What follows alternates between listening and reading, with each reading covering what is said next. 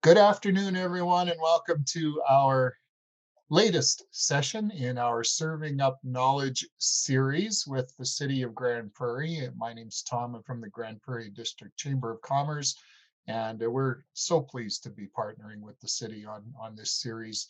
As you can see on the screen, we do have a couple more sessions lined up next week. Food Photography 101 with Beauchamp Photography. And then with Casely Consulting on March 11th, 10 HR policies you need. And we just added one for March 18th with Argyle. And the title will catch your attention. The pandemic is ruining my life. So you'll find out a few more about that or a little bit more about that as we get a little closer to the date, and you'll be able to register for any and all of these events on our chamber website under the events tab. And easy peasy, as you found out for this event. And we are so pleased to welcome back our friends from 910 Incorporated. Ryan and Marissa are joining us for this newsfeed optimization session, and it's just a pleasure to work with these folks. And without any further ado on my part, we will let Ryan and Marissa take it away. Thank you, Tom and Lauren, and City and Chamber. So, really, this is an extension of some work that we've been doing along with the City of Grande Prairie, County of Grande Prairie, Chamber of Commerce, and Community Futures. Some months back, we launched a pilot project where 910 is the delivery partner. We developed an intensive program around digital content marketing. And really what that was a program. It was an intensive program. It's a 3-month program, online delivery, where we are transferring knowledge. We're serving up knowledge as we are today, and we're guiding our learners through a series, through a curriculum that's 12 weeks long. And we go really deep into content marketing, brand, web, social media, and search. And so today's session, along with the previous Serving Up Knowledge session we did, which was on Google My Business and SEO, we've carved out some of the materials from that larger program, and we're making some of it accessible today. So what Marissa just pulled up on the screen right now as well, this pilot project, which was with the city, the county, chamber, and community futures, it's actually grown and expanded, and we've now launched it to the public. And we've launched it to the public in partnership with the Chamber of Commerce. So for members that are, for businesses rather, that are members of the Chamber of Commerce, there's a significant discount on that. And really what that is that's a move to make this program altogether more accessible for businesses that could use the benefit of trying to bring some of their digital marketing in-house. It gets better, and it gets better again through partnership with the federal provincial government has a program called the Canada Alberta Job Grant. Mostly people just refer to it as the Alberta Job Grant, and it's a grant for professional skills development. So our program also qualifies under that grant subsidy, and it will cover between 66 to 100% of the training program. So we have had companies that have applied and have already been successfully granted. So I guess the note there is if you're a small, medium business owner, whether you're the owner, entrepreneur, you're the manager, you're the in-house marketer, and you believe the company would do better to take more of the digital marketing in-house, this is the program expressly to be able to transfer those skills and that knowledge in-house. And through the partnership with the chamber and through the Alberta Job Grant, the lion's share, or 75% of that, can be covered in subsidy. So hello, Matt, and Marissa, you can go back to your slide if you like. And then let me actually make the introduction to Marissa. So Marissa works at 910 along with us. She's heavily involved in leading this training program. And today she's going to be leading the session on newsfeed optimization, which is what are the things you need to do to understand how this thing called the newsfeed works within Facebook. And some of this stuff applies equally over on Instagram as well. Those are really the two primary platforms that we're talking about. And what we're trying mostly to do is to help you understand at base level what this newsfeed algorithm is doing, and what are the simple steps that you can do to try to increase the reach that you're going to the amount of people that you're going to reach in the newsfeed. So Marissa is both Facebook and Google certified, and she's our digital marketing coordinator at 910. So, Marissa, over to you, and take it from here. All right, sounds good. Thank you so much for that introduction. So, yeah, again, I'm Marissa and I'm the social media coordinator at 910. So, I am well positioned to talk about Facebook newsfeed optimization, which is really just a really fancy way of saying how to make sure that your posts are doing as well as they possibly can in the newsfeed when you're posting them. A lot of this information is going to be transferable from various social media platforms as well, but I am going to be talking more specifically about Facebook. So it's kind of general knowledge that you can use for other social media platforms, but I'm going to be diving a little bit more specifically into Facebook itself. And that being said, I'm going to kind of jump right into Facebook. So one of the main things you'll want to keep in mind as I'm talking about Facebook is I'm going to be using a lot of analogies here today, analogies, examples, all that good stuff. Basically, just keep in mind that while these are really great ways to think about Facebook, they may not be the most technically correct ways to think about it, but it is a way of breaking it down so that it's a little bit easier to conceptualize it and then start to implement it for your own business. So that being said, let's talk about Facebook. So Facebook is obviously a social media platform. It was founded in 2007 by Mark Zuckerberg. A lot of people already know that stuff. So if you were around and using Facebook when it first launched, you will remember that it was actually launched as a way for people to connect with each other. And specifically, it was actually launched for just a single person to create a profile, which is very different from your business page. Profile represents a individual person. So people create profiles while businesses create pages. And that's a good distinction to kind of keep in mind as we're learning more and more about Facebook. Facebook is one of the most valuable companies in the world, and it is considered the top social media platform, in no small part because it's kind of integrated a lot of different aspects of other social media into it, which is going to become important a little bit later here. So in 2020 alone, Facebook had over 2.8 billion users, and 1.6 of these billion users were actually daily users. So these are people that are logging in every single day to scroll through their news feeds. So getting into those people's news feeds is obviously very important as a small business owner. It is literally just a powerhouse for your business. But once again, initially, Facebook actually started as a way for people to connect with each other. And that goes for all social media. When you break it down, it's about people connecting with each other. So since Facebook wasn't intended for business, it was actually intended for people. They didn't actually start implementing anything about businesses until 2009. And I'm not mentioning this to bore you with a whole bunch of Facebook history here.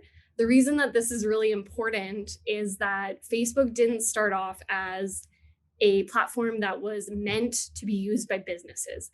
So in other words, it's not always perfectly optimized for using it as a business because it was initially meant for individual people to use. Keeping that in mind is really, really important to creating content for Facebook. It is one of the first things I tell all of our clients who come in looking for social media training is to remember that social media wasn't initially meant for businesses. It was meant for people, and it was meant to connect people. And in that way, one of my favorite ways of representing this is actually with imagining Facebook having layers. So this is in reference to a Shrek quote that I love, which is onions have layers, ogres have layers, which is just another way of saying that Facebook has layers. Facebook, if you peeled back, it's been built upon this idea of connecting people and people to people. And from its initial foundings, Facebook has put layers on top of it. And that makes it feel like a very complex platform. It feels very complicated to use. And in many ways, it actually really is complicated to use because of this. But when you take a minute and you actually peel back all the layers, and there are a lot of them, they add new things almost daily, it seems sometimes, but definitely weekly and monthly. And it's constantly changing. But when you peel back all these layers, this at the center of Facebook is the idea of connecting you with the people who like, use, and otherwise want to connect with your business. And while the details of how to create these strong connections with those potential clients are about to get more nuanced and complicated, the further into this topic I get, anytime you're feeling frustrated with it, I would encourage you to actually peel it back and go back to the center, which is you're trying to connect with people, real people who have profiles. And that's kind of the basis of everything. The next layer that you'll want to keep in mind as you're creating Facebook content for your business is that Facebook is also a business. So if you think about how you like your business to be represented, you want people to use you as much as possible, and Facebook is no different. So the more you use features that pull people into Facebook land, the more likely you're going to be rewarded by Facebook for getting people invested in their business. So those are a couple things to keep in mind. The next layer on top of those two is the Facebook algorithm. So this is something that you've heard before, definitely as a business, is, you got to appeal to the algorithm, or it's up to the algorithm who gets to see your posts and all that good stuff. And let's just take a moment to break down what that means. The Facebook algorithm is just an equation that decides when posts land in your newsfeed and when they don't. So you can think of this as an equation. You can think of you getting points from Facebook for certain activities that people do on your page. But overall, it is just some sort of complex equation that is determining whether people are actually seeing your content or not seeing it. And so there's a couple factors that you want to take into consideration. And in fact, I would break them down into 4 main factors that you want to consider when you're creating Facebook content. The first one is relationships. The second is the content type itself. The third is the popularity or the engagement that you're getting. And the fourth is your recency. So let's break that down a little bit further there. So relationships, it goes right back to the core of Facebook. Everything I kind of already said here. Everything about creating connections comes into factor with this particular factor of the algorithm. This is whether people like your page. This is whether people are friends with other people who like your page. This is the exactly how they connect to you. That's the relationship factor of the algorithm. Content type is literally and quite simply just content type. And I'm going to speak to that a little bit more deeply in a second here. Popularity, as I said, is engagement. So how many likes, comments, shares you're getting on your posts. Those will have different weights towards the algorithm. Again, I'll break that down in just a second here. And then recency. So this is literally just the newness of your post. So I'm going to dive into the first one here. Relationships. So for every person who interacts with your business, Facebook tags them with, you can almost think of tagging them with a rank. So this rank is determining how often, this rank is determined by how often they interact with your business, how deep that interaction is, and what types of interactions are happening. So if I consider somebody who follows my business, so somebody who follows 910, for example, on Facebook, if they went and followed it and then didn't really do anything from there, that relationship is very weak. It's like somebody you might see in the grocery store and kind of wave to, but you're not going to stop and have a full conversation with. That's kind of a loose relationship, maybe more of acquaintances or something like that. If you put that beside somebody who has a little bit of a deeper relationship with your page, so this is somebody who's constantly liking, commenting, and sharing. This is somebody who actively copies links from your posts and shares them with other people. very much engaged in the content that you're making, maybe they even message your page constantly, that is going to be considered a deeper relationship in Facebook's eyes. So you consider that to be maybe like your best friend who you're going to call up on the weekend. It's very different from the person that you're seeing just casually in the grocery store and then waving at. This is somebody who you will actively pursue a relationship with because you already have a relationship made with them. This will also depend on how often people are interacting with your posts. So if somebody interacts really deeply with your posts once, this isn't going to determine a very deep relationship necessarily. So there's a lot of pages on Facebook that run like contests, for example. So when you run a contest, you tend to get a lot of interaction with that post, but it's probably only one time that you're getting that interaction. And so Facebook kind of takes this into consideration. They interacted really deeply this one time, but then they never did it again. So the relationship probably isn't that strong to begin with. Something to consider as you're creating content for your Facebook business page in terms of kind of catering towards the relationship aspect of Facebook is asking people for those engagements, but also valuing the engagements that are happening naturally. So this might be noticing when you have somebody who is kind of being an advocate for your business and really nurturing that relationship to continue forward. This is the entire foundation of what Facebook was built on. And so going back to that consistently is really, really important, and it's going to help your business. The next one is content type. So earlier I said Facebook really likes it when you do things that keep people using its platform because it is also a business. So if you keep that in mind, one of the things that Facebook will consider when you're creating a post is whether that post actually forces them to leave the platform or whether it's going to allow them to stay on the platform. I'll give a more specific example of this. So imagine, for example, that I have a video and I'm going to post this to my Facebook page for 910. And I choose to instead go to our YouTube channel, upload it to our YouTube channel, and share it from there. That is actually going to force users to leave the Facebook app or the browser and actually go somewhere else.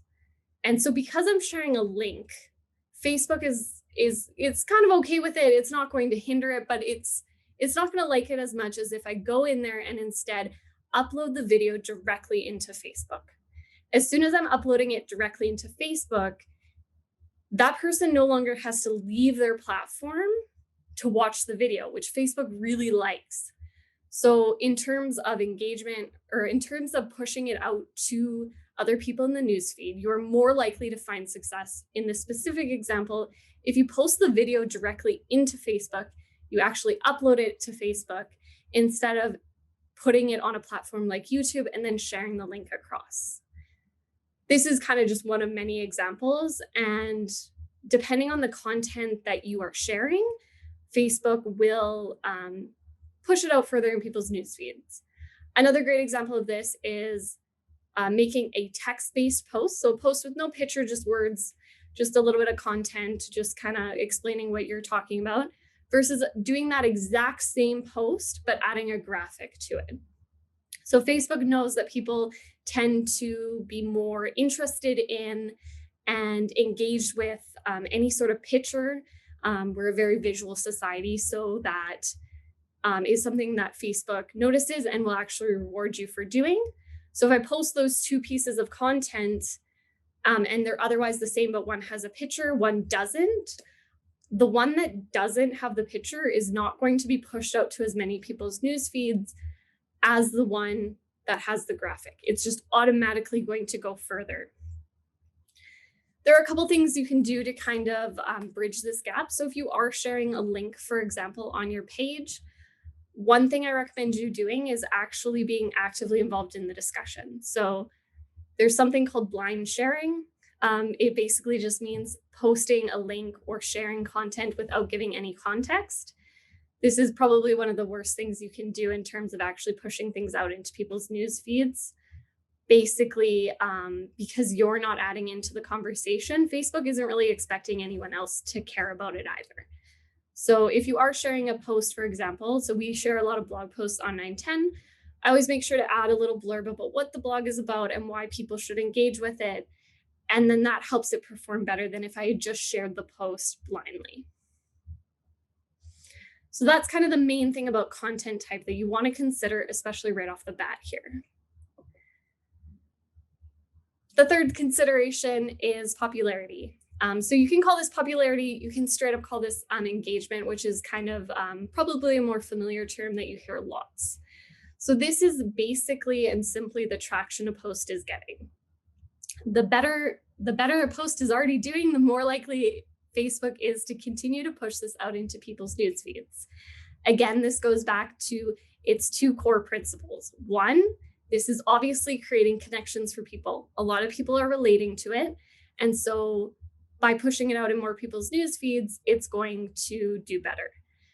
And it's also going right into the second thing that I said about Facebook, which is that it wants people to stay on the platform. The more interesting the content that it shows to people is, the more likely people are to stay on the platform and not leave and go do something else. Really, like, it wants you scrolling at midnight in your PJs in your bed. That's what Facebook wants you to be doing. So when it shows content that's already getting a lot of engagement to more people, it knows it's more likely to keep those people on its platform.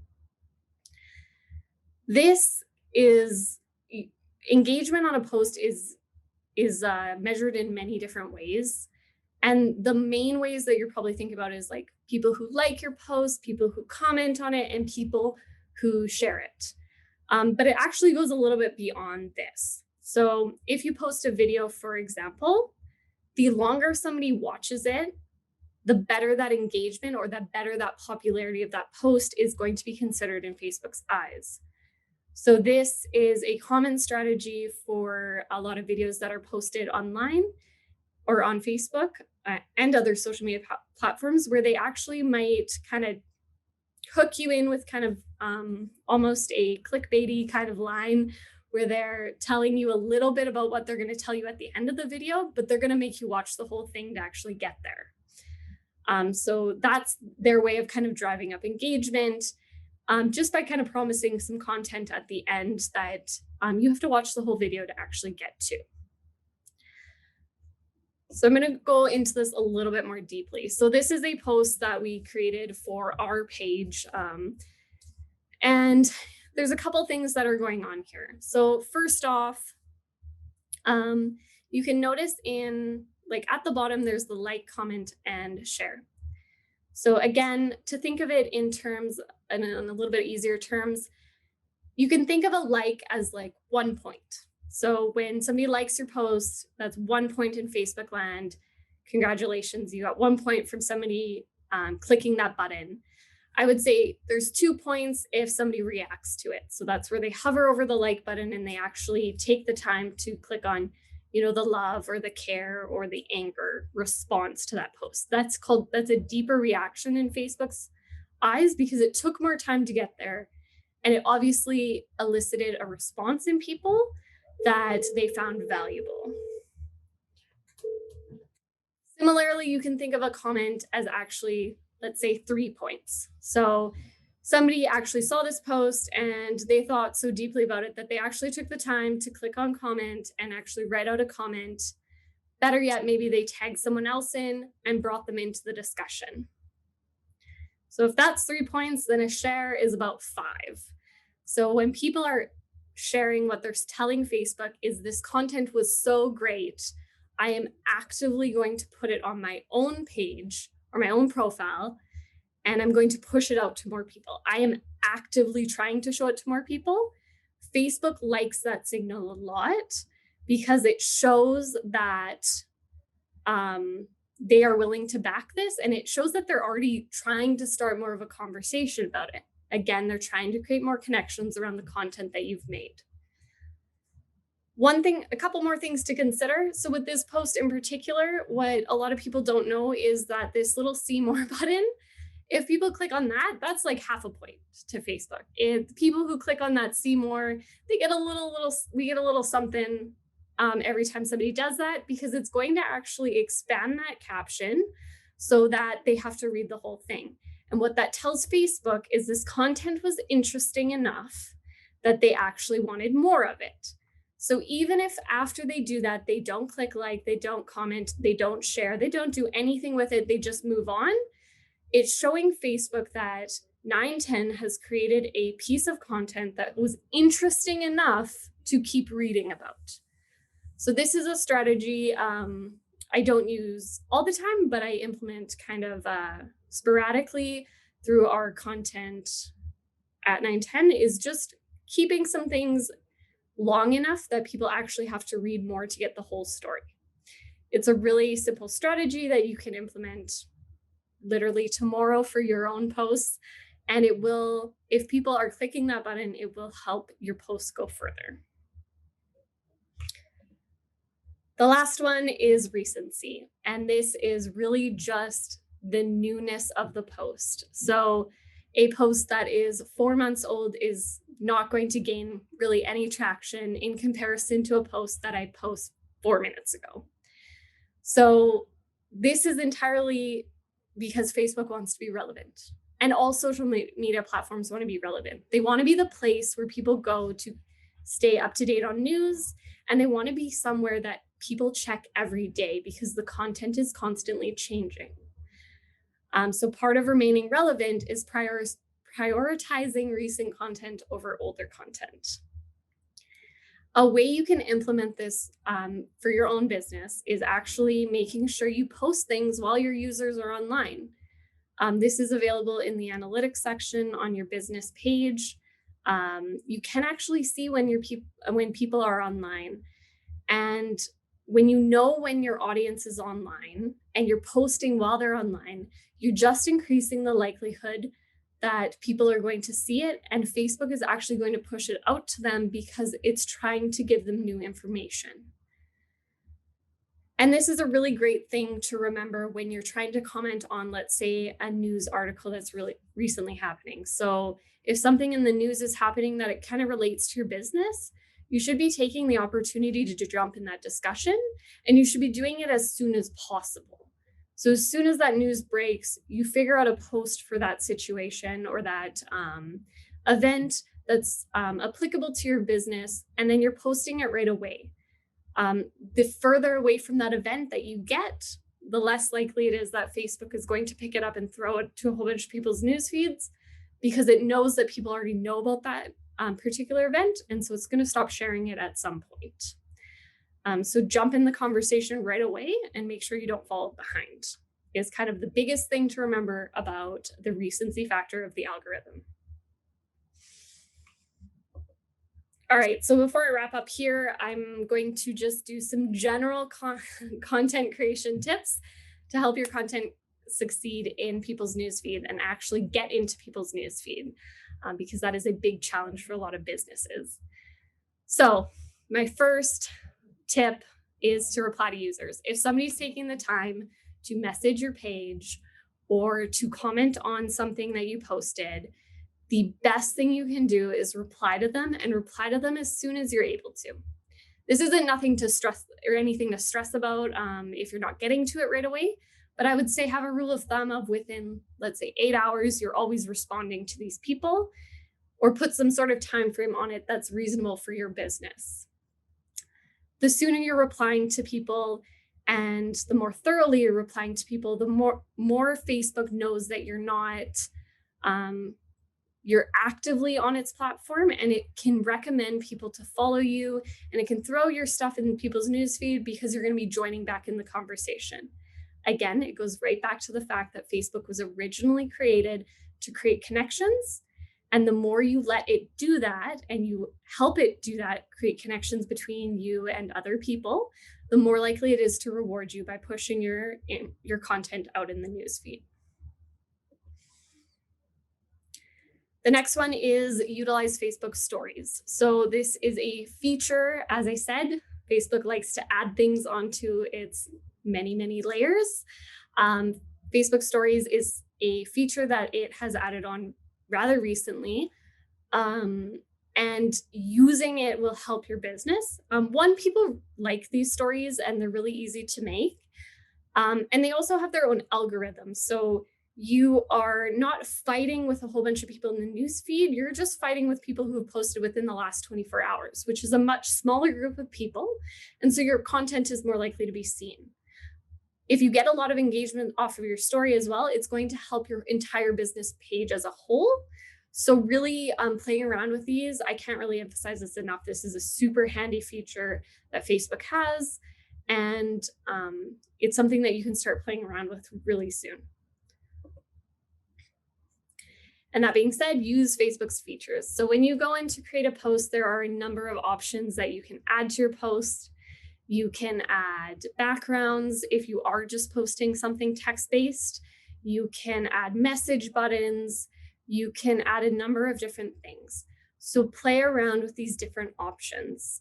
A lot of these are actually Facebook's way to help you create content and help you to create content that's interesting and valuable to your users.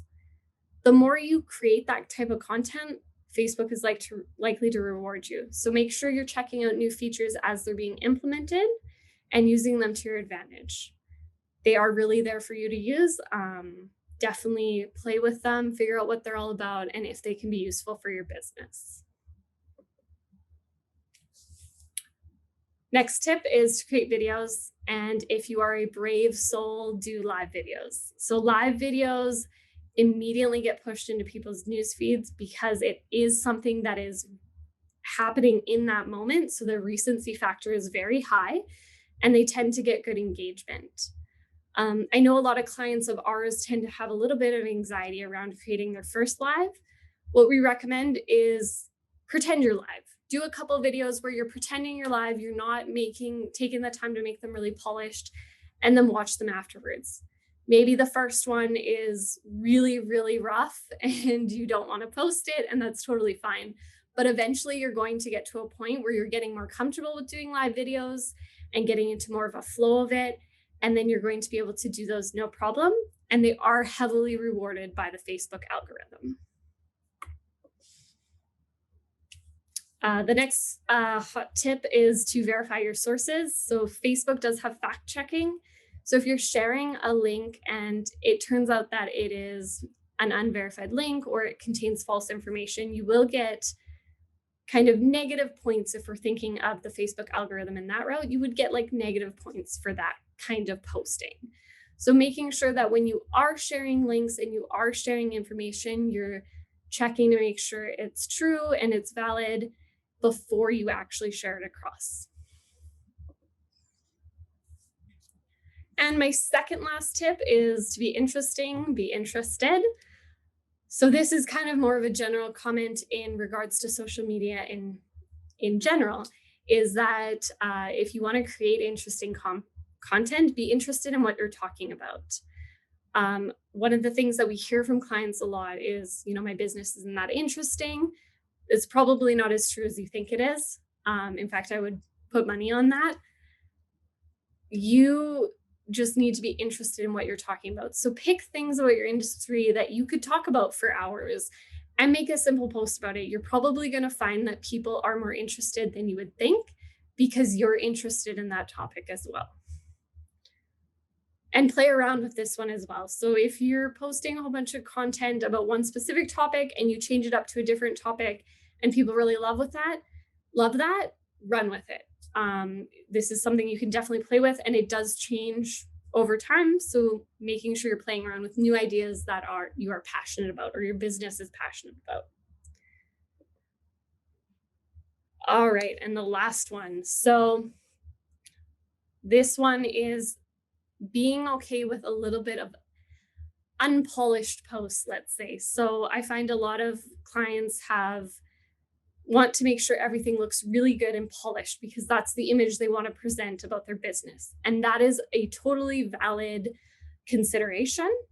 However, when you're too focused on things being polished, you miss a lot of things that are happening in the moment. So finding the balance between making things really polished and still sharing things that are happening in the moment within your business, your organization, and your industry is super important.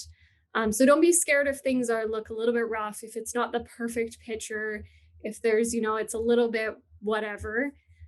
It's better to share something that was taken in the moment than to not share anything at all. All right, so that kind of wraps up my presentation here. Marissa, and I'll jump in there. If you can really quickly, Marissa, go back to your slide where it has the 4 factors of the algorithm. Yeah. Perfect. Oh, I'll get there. Yeah, sure. So as you're getting there, one of the things I just wanted to highlight is we really try to simplify things into metaphors and analogies, and you can think of it as little simple rules of thumb that are really easy to remember. And it's maybe 70, 85% correct. A lot of this stuff starts to fall apart if you're looking at a technical level, and if you're certainly like with our team when we're managing Facebook ads. It gets very granular, very technical, but usually the rules of thumb are good enough to apply most of the time. So I just as a quick sort of summary, and then we'll go to questions. When I think about the Facebook algorithm, I don't even in my brain use the word algorithm. I think of it as a recommendation engine. And really what you're saying is, as a company, as a page, I'm going to create some content and I'm going to put it out into Facebook. And I hope that the recommendation engine puts it into a lot of people's news feeds. As a business, of course, that's something you want to do. You're probably you care less about that on your personal use, but for a business, if you're going to take the time to create something, you hope that the algorithm will recommend it to many more people. So on the first aspect, relationships, all you're really saying is those people that have interacted with you over time, and the nature of that relation is deep, that on a regular basis, they're liking, they're commenting, they're sharing. Facebook can tell that they have a relationship with your page. Therefore, they will be more likely to have your content recommended to them. And you can think of the recommendation engine, also the reverse of it, is a filter, that when you create content, your content will be filtered out of the news feed of those fans of yours. They've liked your page, but otherwise they've completely ignored it. So quite often companies will focus on what I call a vanity metric. Don't worry about how many people have liked your page. Worry about what subset of your audience is interacting with you on a regular basis.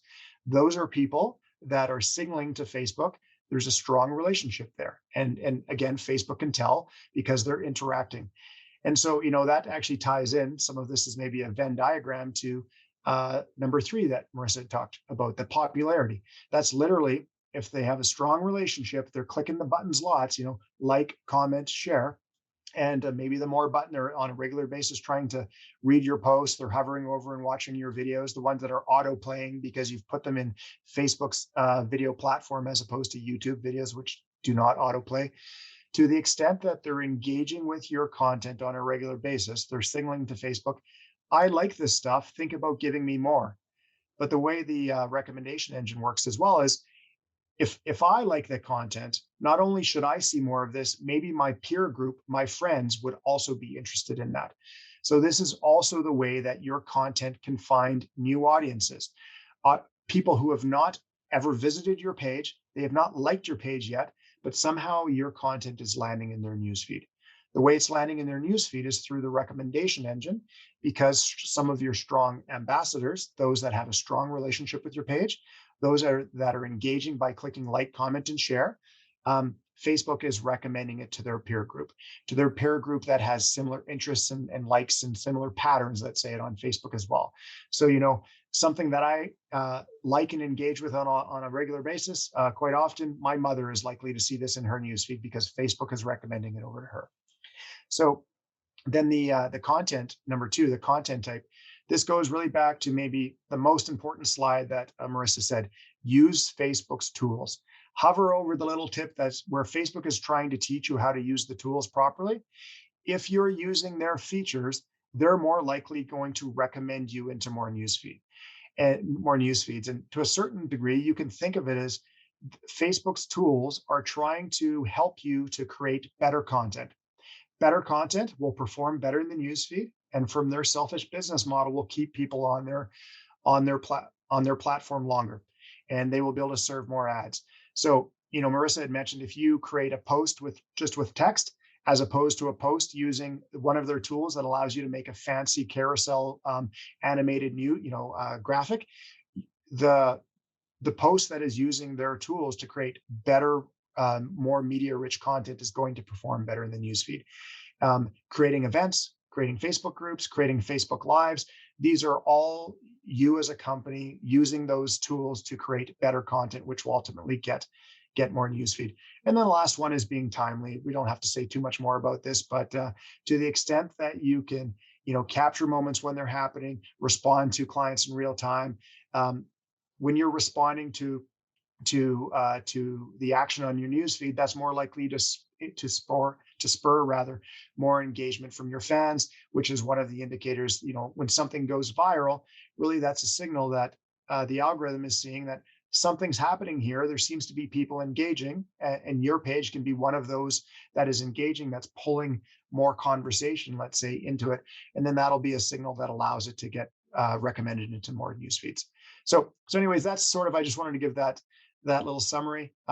It's really good to think of these as simple rules of thumb, and it's all about using the built-in tools, trying to be engaging, post media rich content, and try to stay on top of it to the extent that you can. All right, so let's go to open it up. As Tom has been mentioning in the news feeds, feel free to post any questions in the news feed, in the chat, and we will get to those. You'll also see there's a little reactions button down at the bottom, depending on which version of Zoom you're using, and you can actually raise your virtual hand as well.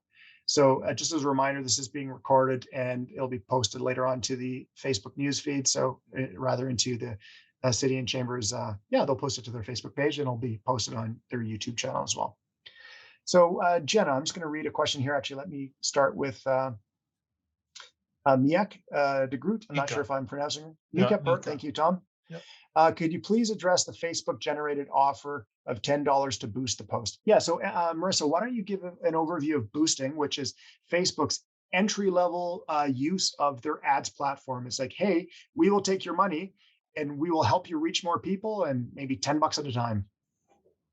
Yeah, for sure. So when you boost a post, it is, as kind of Ryan is saying, mini version of creating an ad. So it's kind of their ads manager light in some sort of way. So basically you are taking a post that you've already made and you've pushed out organically or via unpaid methods to the news feed of your followers. And then you're saying, hey, you know what? I think this deserves to be put into more people's news feeds, and I'm willing to pay to do that. So then you're saying, I'm going to actively push this into a number of different people's news feeds, and I'm going to choose an amount that I'm willing to pay to have that happen. And from there, you can actually get pretty specific in whose news feeds it's going to land into and all of that good stuff, and even where. Whether it's going to be crossed over to Instagram, whether it's staying on Facebook land, all that good stuff is kind of wrapped up into one. So when you're thinking about boosting a post, it can be a little bit overwhelming with the amount of options that you have, but it is easily accessible right from your page's feed. As far as the generated offer, so I'm actually not sure if you're talking about, I know it runs, Facebook occasionally runs where it gives you kind of $10 credits, and then it'll let you kind of boost the post from there using that money. So if that's what you're speaking of, it's just kind of credit for you to use, and I would encourage you to use it if you are given that ability. It also generally recommends that you boost it for about $10 a day. So I don't know if you're actually talking about that. So that might be it.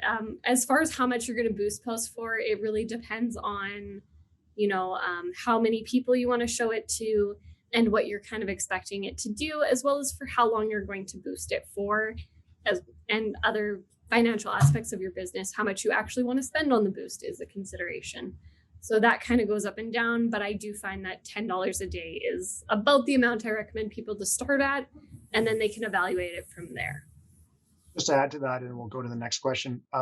The moment you're boosting or placing ads, you're now handing over money to Facebook to use their advertising channel.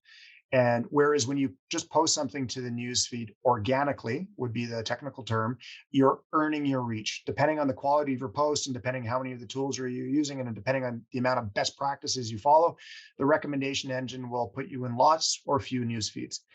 At any moment, you can override that. You can say, but I'm just willing to pay for it, Facebook. And the moment you do that, if it's the first time, they're going to make you set up an ads account. They're going to take your credit card. They're going to walk you through those steps. It'll mostly be fairly straightforward, bit of a technical learning curve. And then you have an option to be targeted. So you're now handing over funds to Facebook and I want this post to be seen just by females between the age of 35 and 45 within 50 kilometers radius of Grande Prairie. So that's paid targeted reach in the newsfeed. And if you put a $10 budget or a $100 budget, you'll reach more or less of that target audience. Depending on how narrow or wide you targeted, there's either fewer or more people to target within that. So anyways, that's how the boosting works. It's again, I think the way Marissa described it as Facebook ads light is exactly right. So let me just go to the next question here.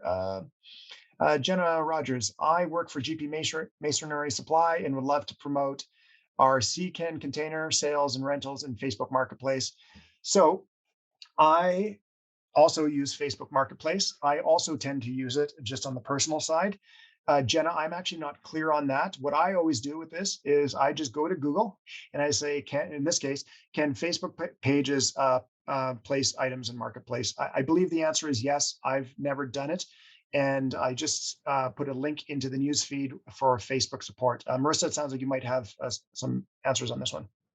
Yeah, sorry, there's some construction next door, so I'm sorry if I'm a little bit loud here. But basically, I actually do have an answer for this. So this is a feature that Facebook is rolling out. So as I said in my presentation, Facebook has layers and it is constantly adding to those layers. So this is a layer that it's adding to its platform, and it's only rolled it out to a certain number of businesses. And the criteria to actually meet that is not known. They don't share that kind of information. So basically, one day you might wake up and you're able to do it.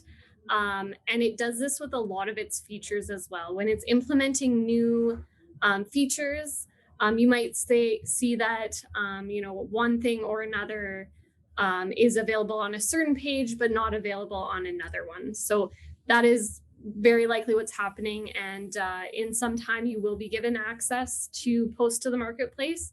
It's just not yet. One other thing to talk about that, boosting posts, Facebook ads light, there's a limited amount of the tool set that's available within boosting posts compared to using the full Facebook ads manager, which is much more complicated, much more granular, something that we would do on behalf of clients. When you're using the ads platform, you can also place your ads so that they're visible in multiple places on Facebook, including in the marketplace.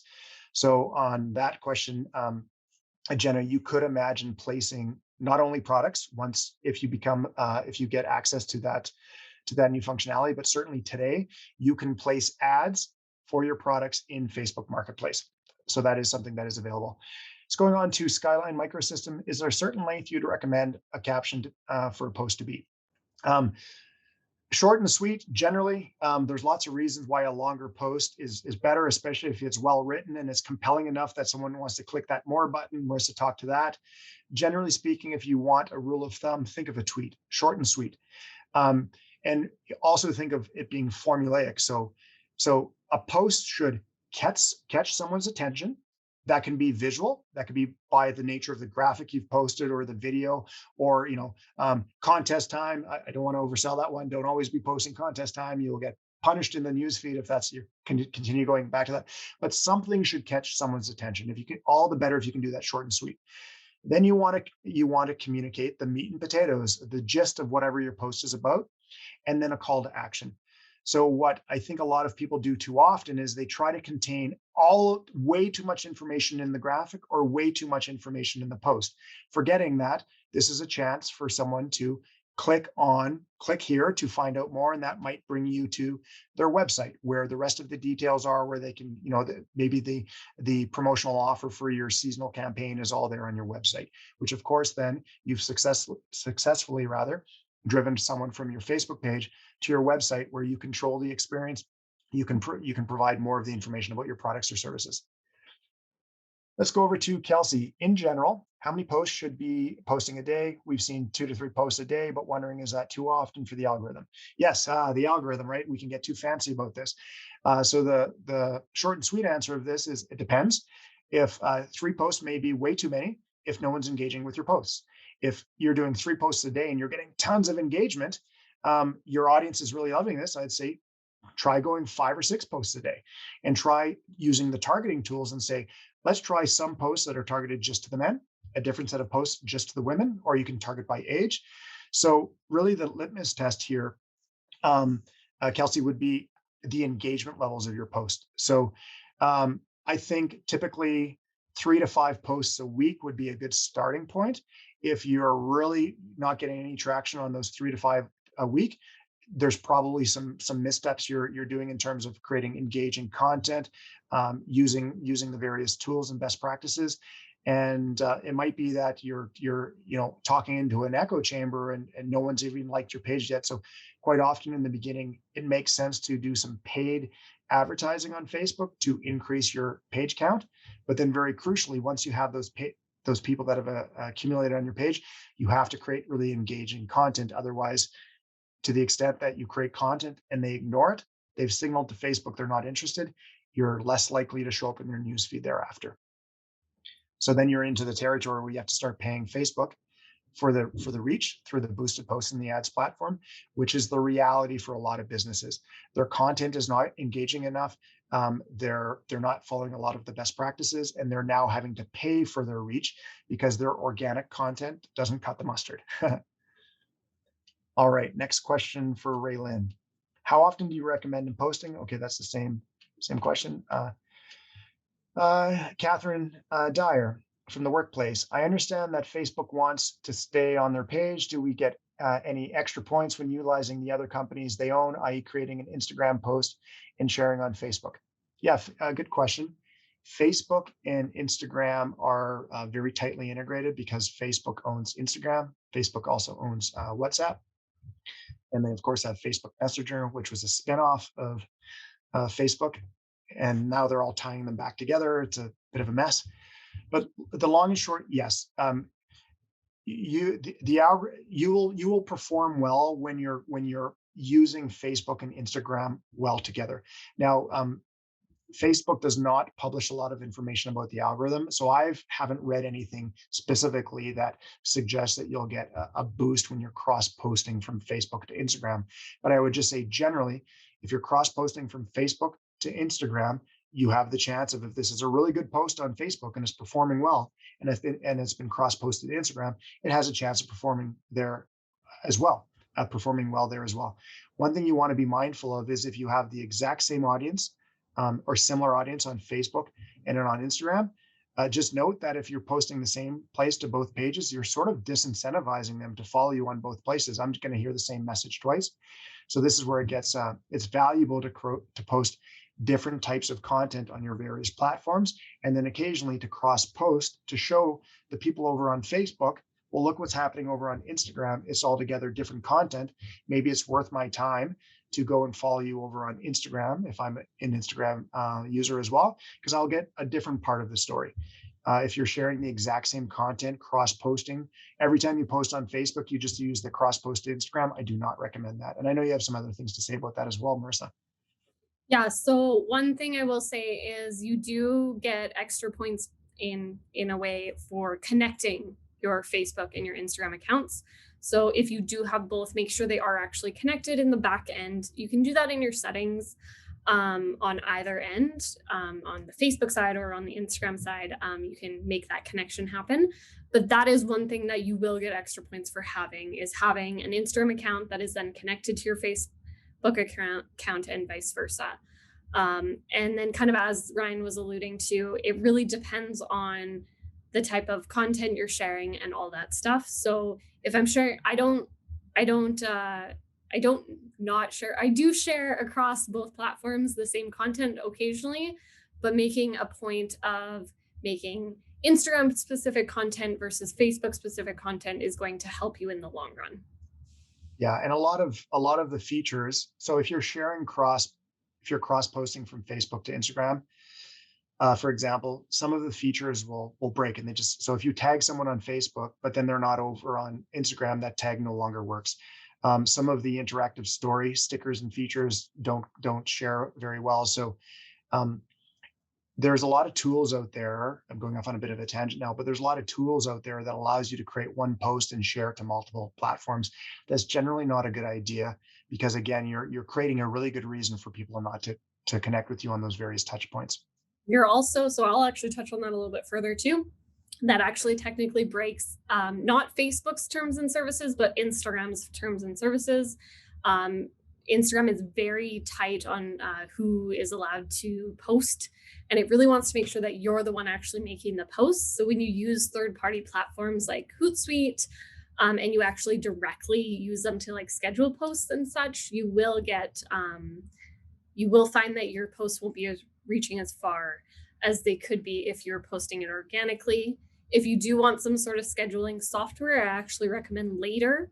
Later lets you create the post, but you don't actually, it basically sends a notification to your phone to remind you to put that post through to Instagram, and it copies everything over into Instagram immediately.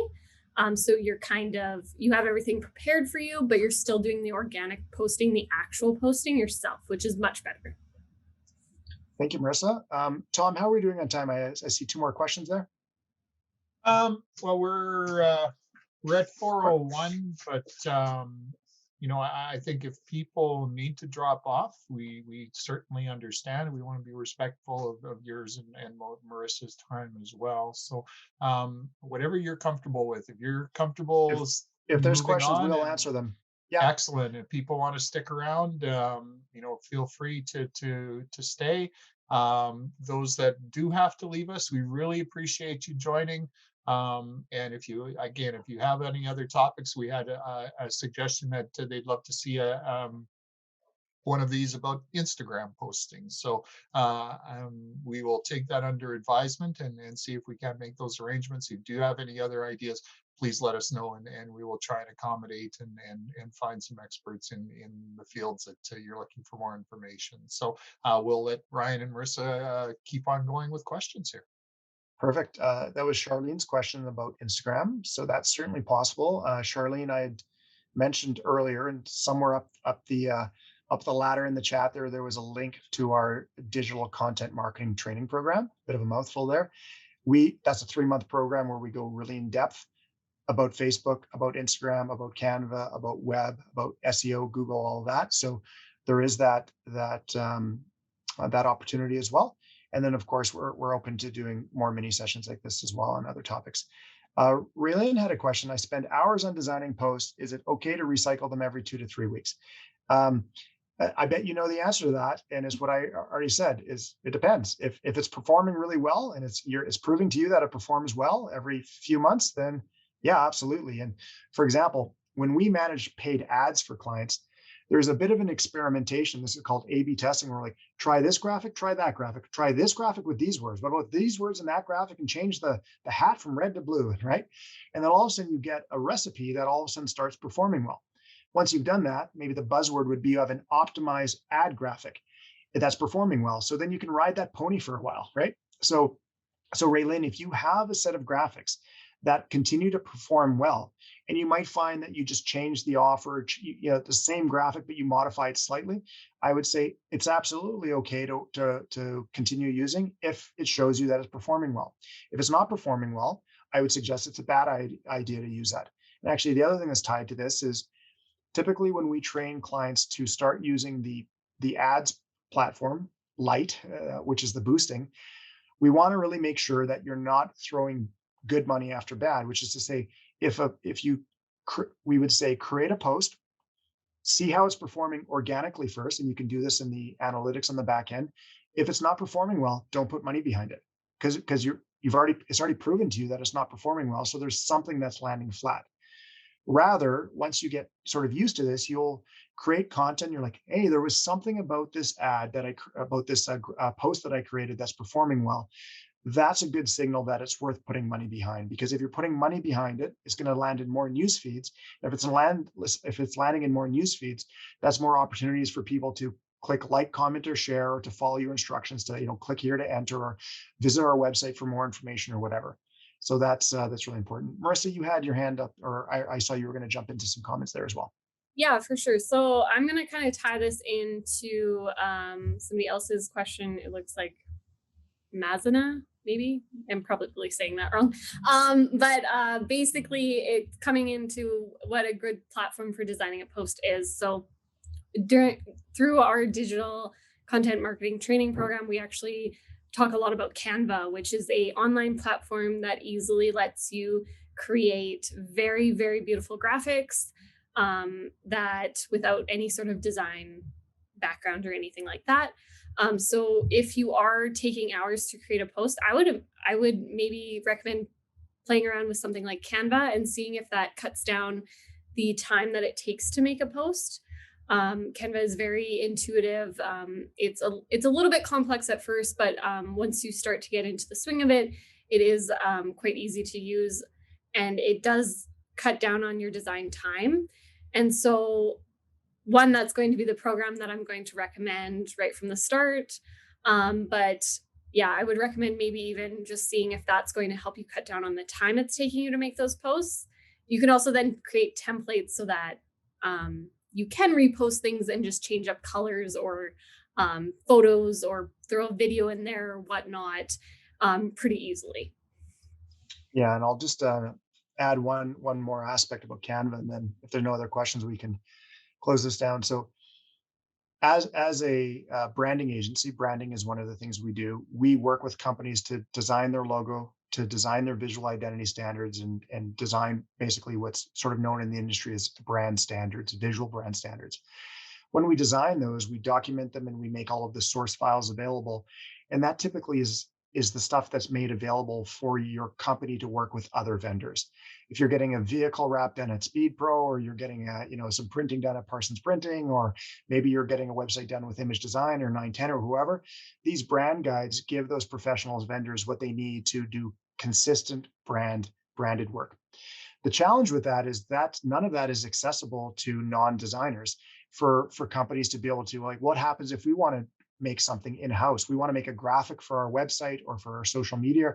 We want to design a quick little poster for an event. So what Canva does is Canva makes all of that accessible. So we basically, when we're using Canva to its fullest, we would upload all of the brand assets into Canva. This is called a Canva brand kit. And then we would pre-design templates, and then we provide a little bit of training and orientation. And then all of a sudden, and Marissa is a perfect example of this. Marissa is not a technically trained graphic designer, and she designs beautiful graphics using Canva. I can also make stuff look pretty skookum, and I don't know what I'm doing.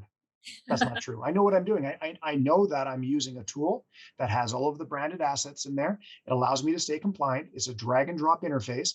I've done it enough now that I've gotten enough tips from designers on how to balance colors, and most of the decisions on colors and fonts and textures and patterns and icons have already been made. Those decisions have already been made in the initial branding process. So now I'm just kind of pulling it together. So if you've ever designed a PowerPoint and Microsoft PowerPoint, and you've used one of the beautiful templates to start with, it's a little bit what Canva is, but imagine those templates are actually branded to your business, to your visual identity standards. So, all right. I was really impressed with Canva, with all the various options that they provide, as far as if you need a Facebook post, you can, there's a template for that. If you send an Instagram post to LinkedIn or whatever, Twitter, they're all there, and then some. So I was very impressed with it was through the ERT and through 910 and our sessions that I learned about Canva, and I used PicMonkey before, and PicMonkey was pretty good, but compared to Canva, it's kind of the next level up. So it is Yeah. quite a really good tool. Well, not only was Tom one of the partners in bringing the pilot program together, it's like that commercial. I'm not only the founder, I'm a customer. So Tom was one of the learners in our program, and it's a perfect success story because Tom, on behalf of the chamber, is involved in managing their website, and involved in managing their Facebook page, and occasionally having to create little posters. And now he has Canva as a toolkit to be able to do that. So thanks for sharing that little insight, Tom. Back over to you on behalf of 910. Thanks for everyone for joining. If you're interested in the more in-depth 3-month training program, through the partnership with the Chamber and the Alberta Job Grant, it really is accessible for small businesses. So thank you, Tom, for the opportunity. Thank you, And thank you to Ryan, the and city as well. you betcha. Thanks to Ryan and Krista, and thanks to to Marissa. I saw a note from Krista here about word swag being good for quick things as well. So I've never used word swag, so it's something that we can take a look at as well. It's always good to have a lot of tools in the tool belt, as it were. So thanks very much to everyone for participating, and we look forward to seeing you at future Serving Up Knowledge events. Thanks again to Ryan and Marissa from 910. Thanks to Lauren and Rebecca from the city, and Cindy from the city as well. And we love our partnership, and we appreciate the support, and we hope we can keep helping businesses as we go down this road. So thanks, everyone. Enjoy your rest of your day and enjoy your weekend, and we'll talk soon. Bye now.